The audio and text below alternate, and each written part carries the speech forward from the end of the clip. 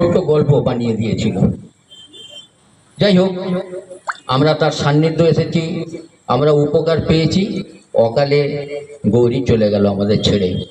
তিনি যেখানে আছেন সেখানে সুস্থভাবে থাকুন, ভালোভাবে থাকুন এবং পরবর্তী এই যে শোকসভা, এই শোকসভাগুলোতে আমাদের অন্তরে সেই দিনের জন্য নয়, একটা দাগ কেটে যায় যে আমরা তাদের শোক সন্তপ্ত পরিবারকে সমবেদনা জানাই এবং তাদের আত্মায় যেন শান্তি পায় এই কামনা করি।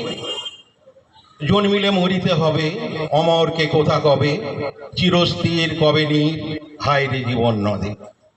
মধুভদ্র শিক্ষক বিশ্বব্রত মান্না মহাশয়, আমাদের বইমেলা কমিটি, মহেশতলা বইমেলা কমিটির ডক্টর রবীন মণ্ডল, আমাদের মাস্টারমশাই গোপালপুর শিক্ষা নিকেতনের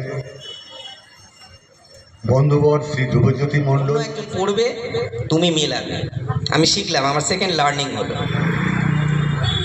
তারপর তো এই যে সাহিত্যের অঙ্গনে, সাহিত্য সংস্কৃতির অঙ্গনে, মানে যতদিন বাঁচি ততদিন শিখি, রামকৃষ্ণদেবের মতো আমরা শিখে যাচ্ছি।